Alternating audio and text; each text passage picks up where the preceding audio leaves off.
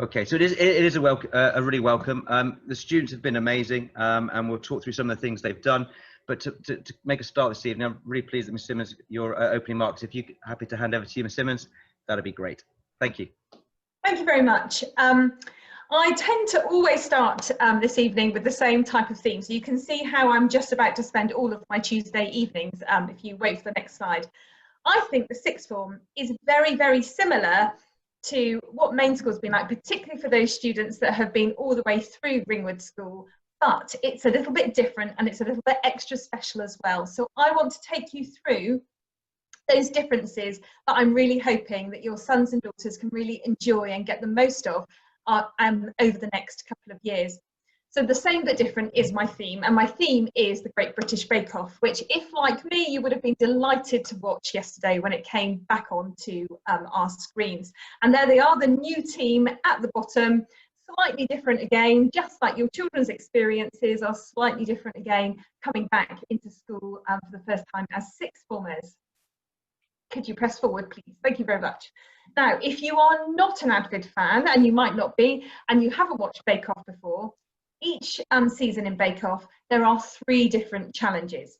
And it's the same, the show is the same every single week. So it's really familiar and really wonderful, and you know what you're going to get. The first one is the signature bake. So in that one, the team say they test personality, creative flair and ability. And always, whatever they're baking, last night it was cakes, next week it'll be biscuits, it's something about their own personality that each baker brings to that particular challenge. The next one, it's the hardest one probably, it's the technical bake. And that is described as the challenge that separates the wheat from the chaff, where bakers are laid bare and when the pressure is really on. And that's where they're really tested and we can see what they can do. And then finally, the showstopper, which is a real skill of depth and talent and really gives each baker the platform to really show off what they're able to do. And I hope you can begin to see how I'm drawing the analogy between the bakers in the tent with your sons and daughters entering the sixth form. So if we take the signature challenge, first of all, Mr. Walgrim. So a slight delay on the PowerPoint. No problem at all.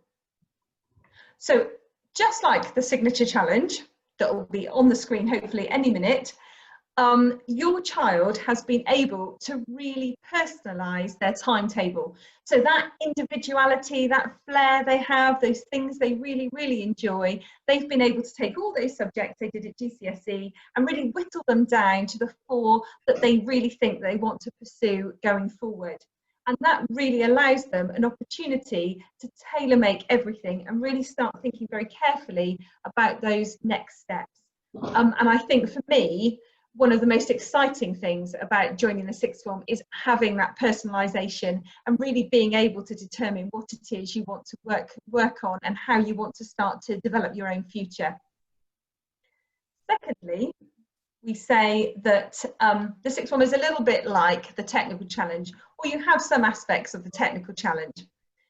The challenge that happens on Bake Off itself is a challenge given by Prue or by Paul, and bakers are told to bake something and they're not given any instructions, and they've got to use lots of their own intuition, they've got to use lots of their own resourcefulness, and they've got to really think about how they're going to approach it in quite an independent way. And in the same way, your sons and daughters are going to get some expert tuition in class, but they are also going to have to find their own way independently in a way that they haven't really had to do before. So I've just given you some statistics there to get you to think about, or particularly your children to think about, how often they're in class compared to the whole of the rest of their time. So if you consider that in any subject in the sixth form, the time in school is very limited. There are only 36 weeks of every 52-week year. We're only in school for 5 out of 7 days, and students really are only in, when you consider their study periods in year 12 and 13, for 4 hours out of every 24. So that is about 8% of their time in lessons, which leaves 92% of their time that they themselves are going to have to craft independently. And they're really going to have to learn the technical skills of how to be scholarly and how to be students. They're going to have to be able to study independently, so they're going to have discipline. And when there are other distractions, particularly if they're working at home, they're really going to have to think, no, I need to do this now. I need to dedicate that time. I need to organise myself so I can do that activity and get that piece of work, that piece of home learning done. They're also going to have to adopt a bit of a growth mindset, particularly at the beginning, because the transition between GCSE, and I know they didn't finish their GCSEs properly, and it's all very strange this year, so probably even a bigger jump this year than usual.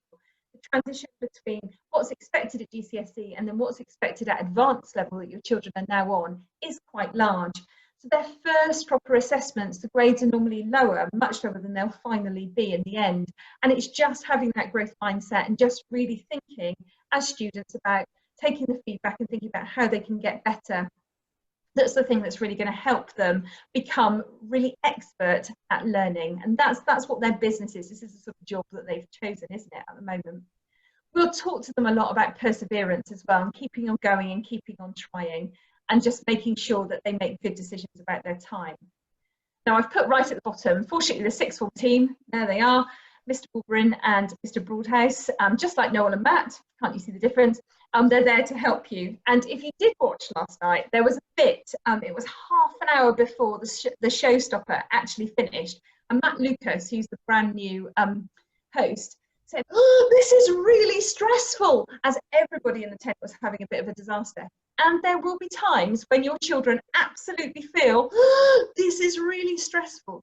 And I would reassure you that we are here for them, just like the team in the tent. We're here for them, and there's lots of sources of support. And we would always say, if they're finding something difficult, to approach someone, their tutor, the sixth form leadership team, anyone, and we'll be there to help and support them, because we know they're learning something technically difficult and something very new. Could you click the slide on, please? And then finally, the showstopper, the amazing, amazing end to each of the Bake Off shows. And what we're hoping is not that it's an hour and a half show, that it's a 2-year journey. But at the end of that 2-year journey, what your child actually has is the showstopper.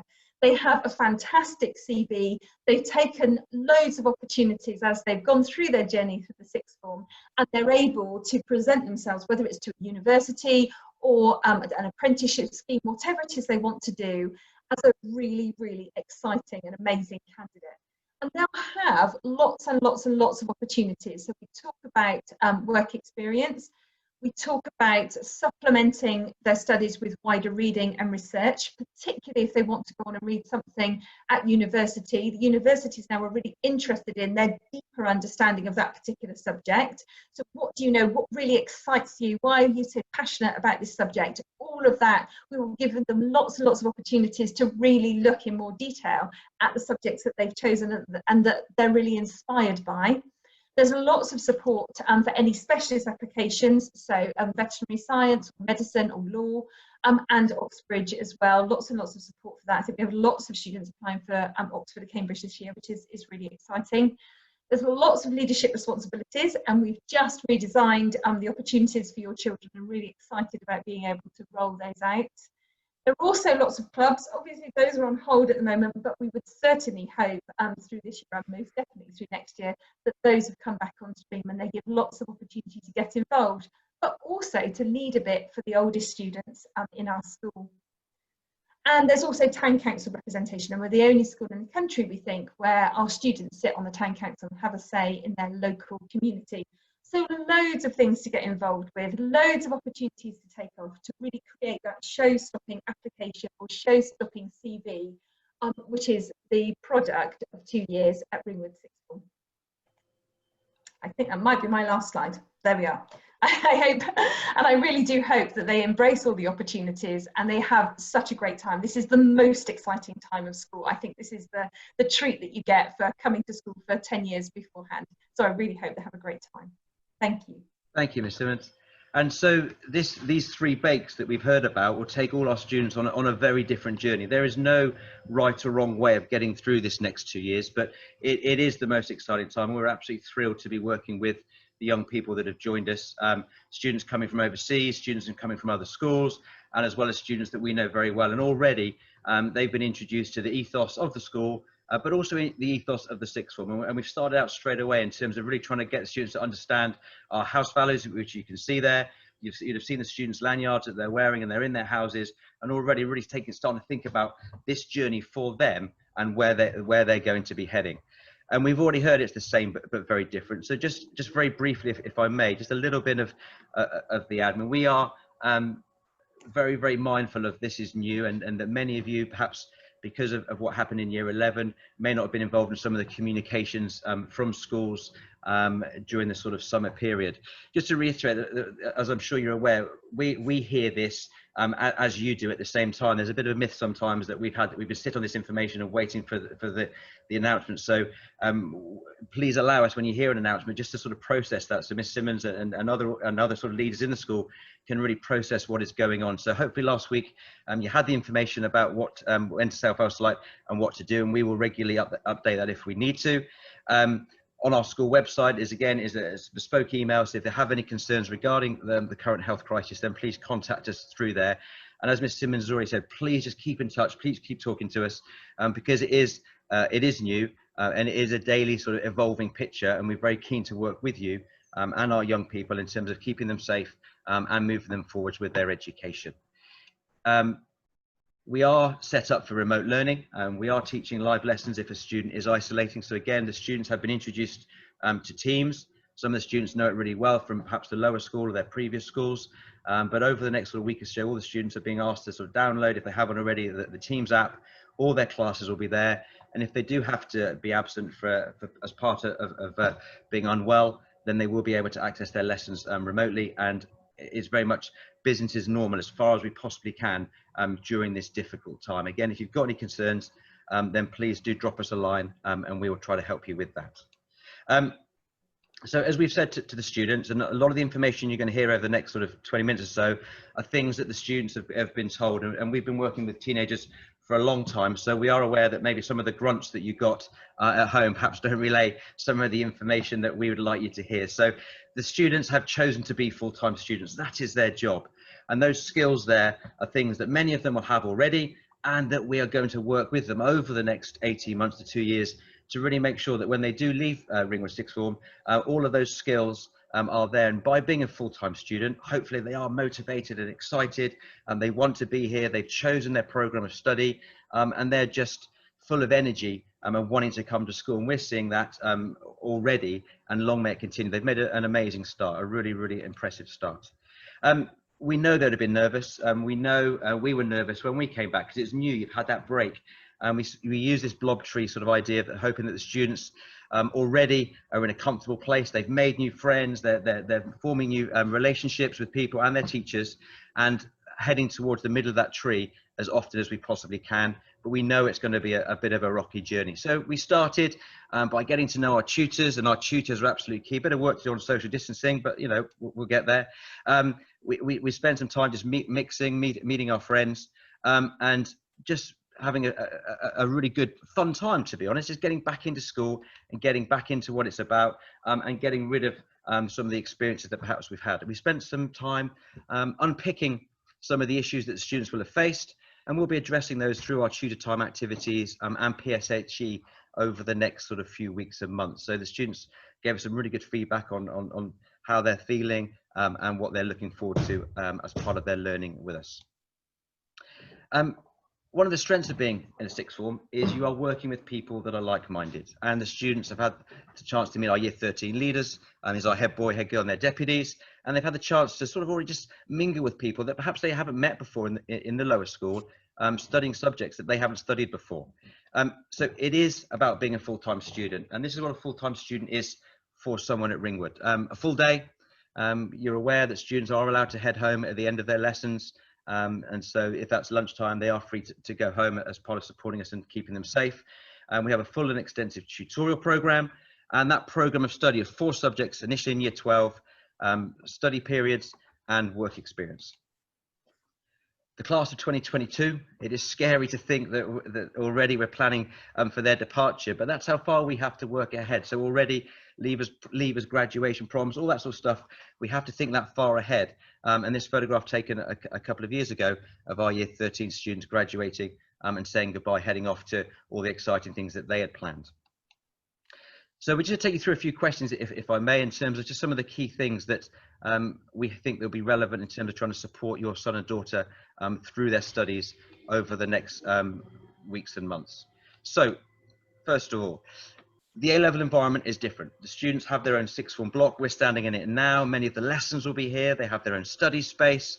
The tutorials will take place in here. So the learning environment is very different post-16.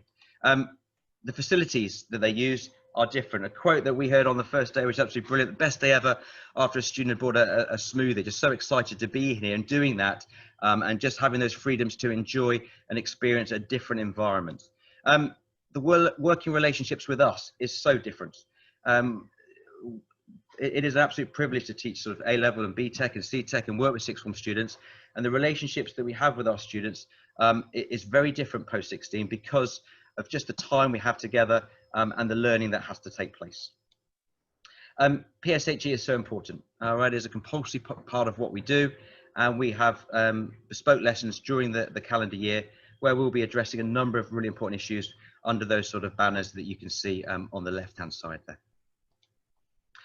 So why do I study 4 subjects? It's a question we get a lot. And this, again, is personal to Ringwood School. And as you can see from the statistics there, it works. Students are starting subjects for the first time, experiencing things that they've never studied before.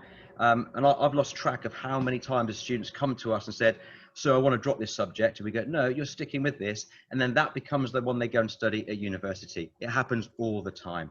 So this first term is all about exploring those subjects, thinking about your pathway, and then finalizing in January, early February, the pathway that you would like to carry on. If a student is doing exceptionally well and would like to carry on with all 4, they can. But the ultimate endpoint is 3 really bespoke, high quality qualifications to access higher education and that next stage of life. So the A-levels are structured like this in terms of they are linear. They're delivered over 2 years in a similar way to GCSE. So we will ask students to review their programs in January, and the vast majority will drop a subject. As I've said already, they can continue if they wish to. We will have entrance exams in the end of June, all being well. There is no automatic progression into year 13. Students have to reach a certain academic standard to be able to move into year 13, and the vast majority do. That is not a problem. And then so from midway through year 12, a typical program of study will involve 3 courses. The extended project qualification that a large number of students have started can be picked up either now at the start of the year or in January, February when we review that.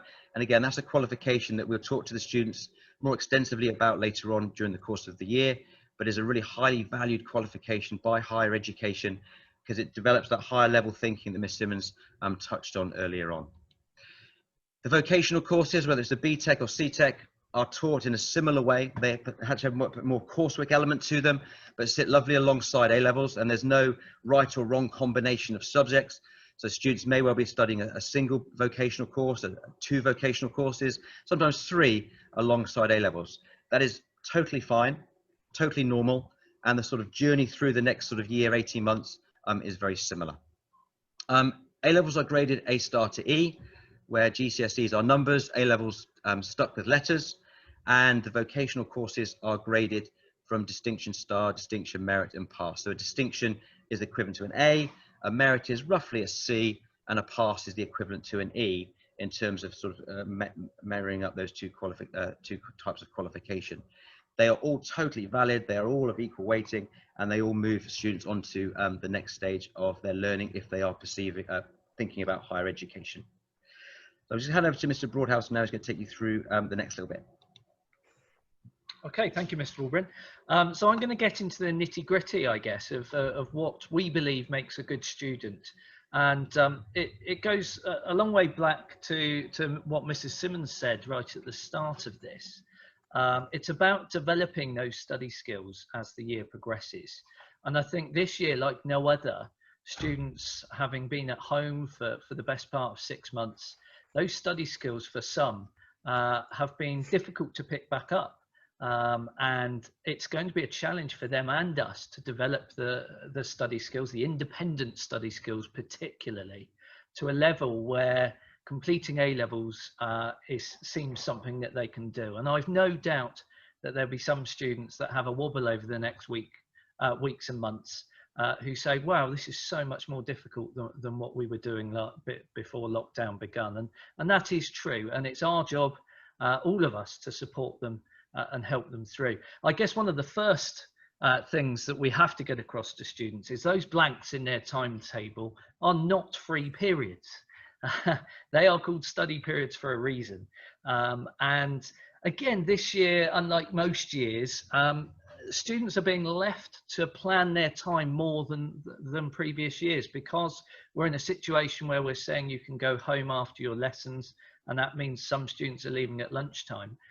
It is down to them to make a plan on how they're going to use their time effectively. Where they have track time in school, we can manage that and help them.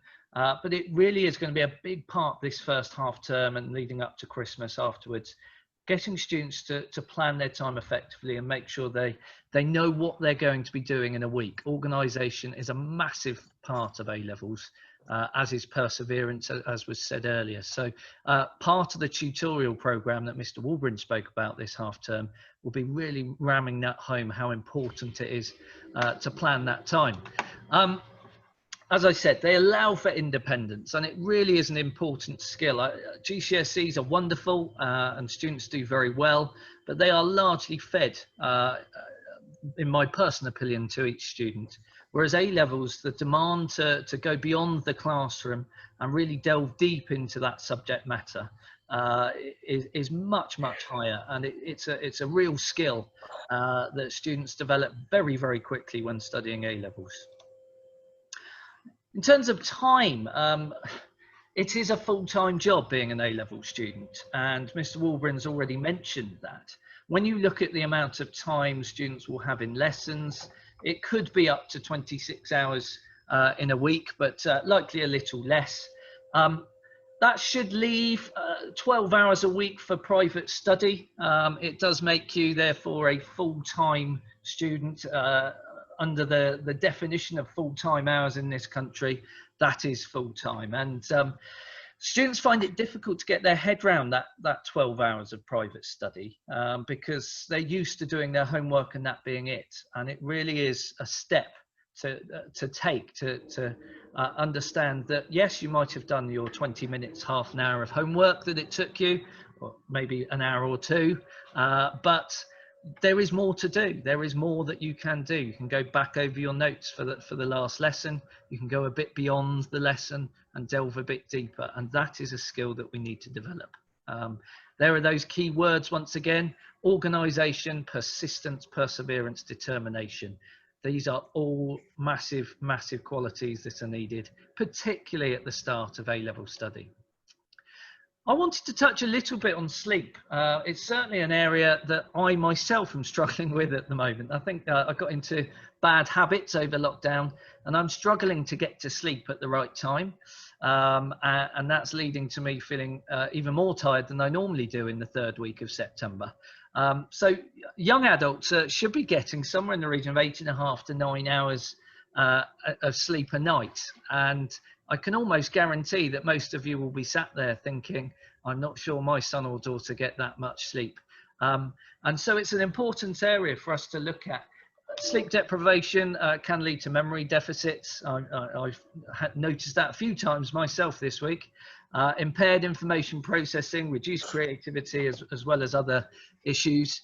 It's a real hot topic, and this is an article from a couple of years ago talking about how young people are exhausted because they're not getting enough sleep, which also links into mental health. And of course, this article was talking about the addiction to mobile phones, which don't help sleep. So it is all linked together. And it's an area, Mr. Walbrin mentioned PSHE, that we do talk to the students about, because it is so important to get that sleep, to look after your mental health. And in these times when we're all struggling, I think keeping your mental health as fit as possible is only going to help us when we get to those A-levels next year and the exams. An area we wanted to point out to you all as well is a person's digital footprint. More and more these days, we're seeing young people go off to their first job interview not realising that their online identity has probably got there before them to the interview. And it's important to maintain a good online reputation. And I'm sure you've seen articles of young people going to interviews and the employer already knowing something about them that they would rather they didn't know. So it is something that we will spend quite a bit of time with the young people in sixth form, particularly to make sure when they leave us and go out into the working world, their digital footprint is one they'd be proud of. The school website, again, I'll direct you there, because there's quite a lot about digital footprint, drugs and alcohol guide, etc. The sorts of things that we'll be talking about to students as we go through the year with PSHE. And feel free to browse and ask questions if you have any. Again, we've heard about fixed and growth mindset. It's an area that we talk about a lot with our students. About embracing the challenge of sixth form and being persistent once again. So don't be surprised to hear students talk about these words when they come home. We talk about it within the house values, and the house values were developed to try and incorporate this growth mindset. For those who are new to Ringwood School or the house, the houses that we've developed, there are 5 houses, and each house has its own strapline. And as you can see, they show the skills for any good student, but particularly those in sixth form, about using initiative and persistence, etc. Attendance. I noticed something went out to the whole school about attendance recently, and our attendance is, to me, surprisingly high considering the situation we're in. But it cannot be underestimated how important good attendance is at A levels. The speed with which they're taught and the knowledge is acquired is such that any attendance less than 95% means you really do struggle to catch up. Mr. Walburn's mentioned if we're in a situation where anybody is at home, then lessons can be accessed via the Teams app. And that will hopefully mean that attendance still stays high and that we can make sure that everybody is progressing as they should. We all get coughs and colds, but I would urge students, if they're feeling a little under the weather, assuming it's not COVID related, that they do their best to attend or at least join lessons where they can, to make sure that they're not getting behind in any subject. We track attendance quite closely. This is a screenshot from someone's attendance. We have different codes for different things. A V would be a visit, so that would be someone who's been taken out by a teacher somewhere. I means that you have told us that there is an illness. M is a medical appointment. N is an unexplained absence. And where we have them, you may well receive a letter home from the sixth form team from me, just inquiring as to what that absence was. 9 times out of 10, it's harmless, and there's a reason we just haven't quite found out yet. But don't be surprised. It's not that we're being mean. We just need to make sure that we're tracking things correctly, and that we're not getting worried about attendance.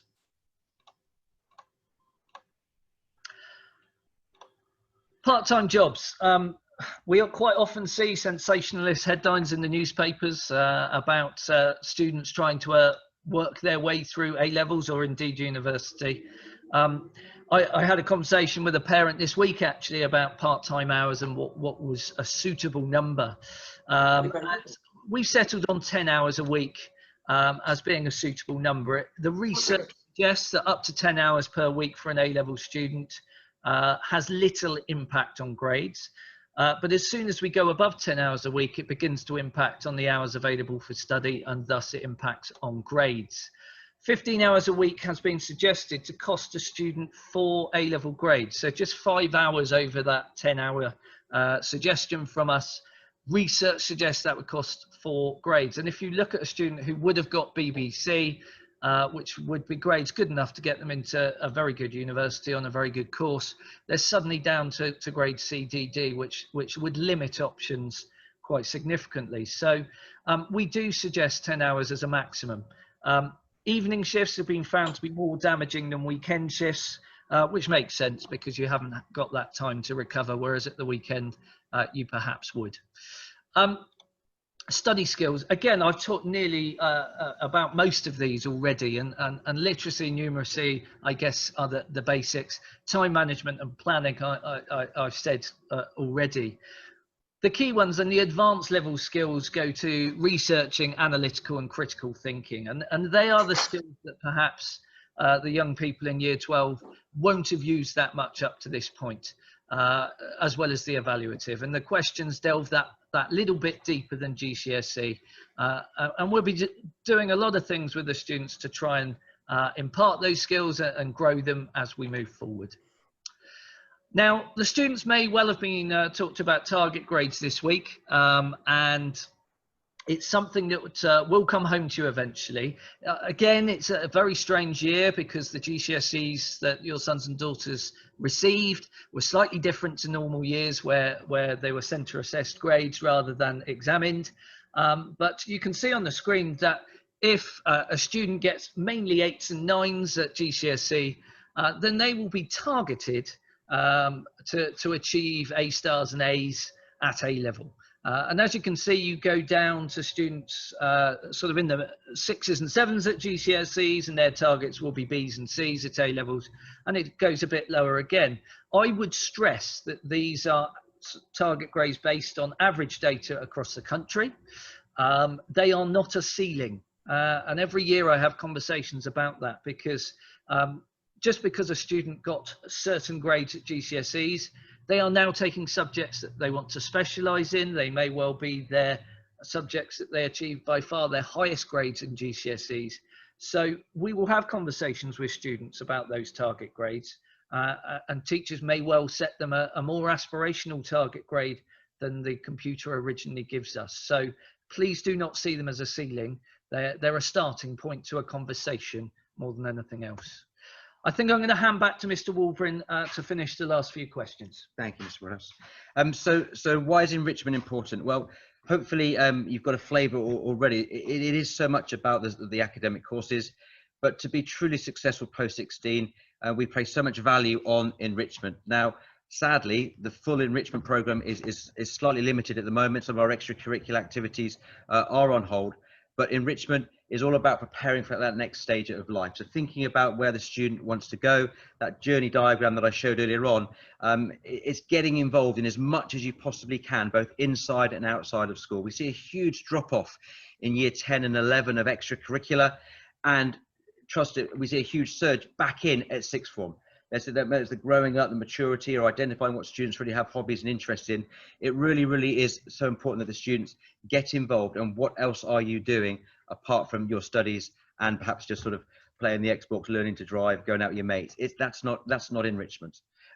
So we use our alumni, we use guest speakers that have been through the system before to come and talk to students, to share their experiences. And part of this enrichment is work experience that is currently planned. And we will be working towards those dates. Sadly, we had to cancel last year's, but we saw an overwhelming wealth of opportunities for virtual work experience for current year 13 students. And I'm really pleased to see that's carried on into September. So already the students have been emailed opportunities for virtual experiences during half term, long weekends, and we will support the students with any of those opportunities. Often they have to apply independently, and then we often just have to verify they're here or give a short reference.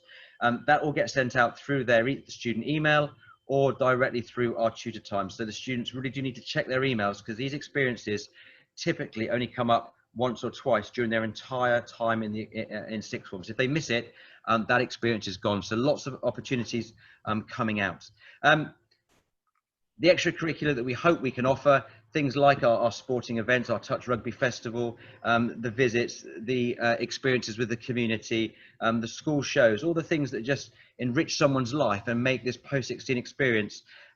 Most of those are currently on hold, but we very much hope that we can get as many of these off and running later in the academic year. So getting the most of the sixth form is all about getting involved. All right, getting involved in those day-to-day routines, signing up for things, donating to charity, little things. There are things that students do that often we don't know about. So please talk to, share an idea. We've got a group of students that are really passionate about certain issues at the moment, and we're working with them, and they're leading some of the work that actually the whole school is doing, because it's just something they're really interested in and really passionate about. And that's just lovely to see. So get involved is the key message. Field works and visits, some of those are currently happening. So some more local visits are happening, but obviously there's some of those international opportunities, planning potential gap years in the future are on hold, but the dream big theme that we have this half term, we will very much encourage and launch some of those ideas so that students can start to think about perhaps returning to a more normal time in the future. Intellectual curiosity. We've heard about these hours you can spend studying. We've heard about what you can do. And what is a real focus at the moment is about developing a deeper understanding, this super curricular, beyond just what's being set in school. So it's not about 4, 5 or 6 A levels. It's about 3 qualifications, 2 BTECs, and delving deeper into that and showing an intellectual curiosity. So students are being encouraged to read quality newspapers, listening to podcasts. The HE Plus program has been launched to students already to work with Southampton University for certain courses, and they'll have online lectures, visits, and talks about their subjects. There's developing that curiosity beyond just what is in the textbook and the revision guide. All the students will be introduced to a careers-based platform called UniFrog. Some of them already experienced it before. And on there are wonderful online opportunities called MOOCs. These are free, 5, 6, 7 hours, and the students can log on to a course around the world and complete some virtual learning. They'll get credited for it. Again, in an area of their bespoke interest. It doesn't have to be anything to do with their courses. So that intellectual curiosity is so important, such a key skill that we will work with the students to develop over the next few weeks and months. The bridging work that the students completed was done really well, and we'll be writing to the students just to say well done in the next coming days. But the report for that went out, and so hopefully you've seen that. If you haven't, have a chat to your son and daughter, because it's probably in their bag. And that was the staff had the opportunity to sort of mark that and give some feedback on the start that the students have made in terms of that bridging work that they completed over the summer holidays. Just to give you a heads up in terms of an opportunity to purchase a sort of a study guide and a guide for university. These are 2 brand new study guides that we really like the look of. They've come out to us to sample copies, and we're selling those to all the sixth formers. They're normally £6.95 each, but they're doing a special bundle price of £6 for both of them. And we almost just think, just get it. There's not a lot to sort of think about really there. It's an amazing deal, and what is in there is really, really good stuff. So we highly recommend those. A letter will be going out tomorrow, and they are on parent pay to purchase now. So we strongly recommend those. Just a few key dates for you. I'll leave this slide up. So jot them down. We have progress checks where the subject staff will complete feedback on how the students are doing. Our first parents' evening is the 30th of November. That will be virtual and will be invitation only. So if you would like to see us, because you're new to the school and you haven't met the teachers yet, that is okay. And if a staff member has a concern or would like to discuss something with you about your son and daughter's work, then they'll be invited. The second progress check follows in February after our UCAS evening, and that will be the next sort of formal presentation from us when we talk about how to apply to university. You can see it's very early in the year, January, because the cycle, if you've been through it before, will know it's quite a lengthy cycle in terms of how to apply to university. We will review our programs of study. Our formal parents' evening for all parents is on the 13th of May. And that time there is a lovely opportunity to review what has happened so far and then plan for the rest of the summer term, thinking about the entrance exams that are coming and the rest of the course. And those entrance exams and work experience dates are there as well. So all those dates are very much there on our calendar, and we hope very much that we'll be able to stick to those dates and those opportunities that are coming up. So that brings us to the end of the formal presentation. I'll go back to the dates there. Thank you so much for attending this evening. All the information here we've recorded, so it will be available for you again. And as I said at the start, if you've got any questions, then please do drop us a line. Mr. Broadhouse or I will be more than happy to answer those. I don't know if any Mr. Warburton, there is just a question on the chat, and I wonder if you could help. The question is there a student card that children can use for outside benefits like visits, conferences and identity cards? Yes, there is. It's the NUS card, and we'll be launching that in the next couple of weeks. So we're I was thinking about doing it in one of the PSHE lessons. So we're just trying to get hold of that. So that's the NUS card. If students would like to join the Fernand Leisure Centre gym, now that's back open. Again, that will be a letter from us where we can get a discount, discounted membership for that one. But the NUS card is the main one that we will offer students to access, and that stays with them as often they go into university as well. Thank you, Mr. Albrin.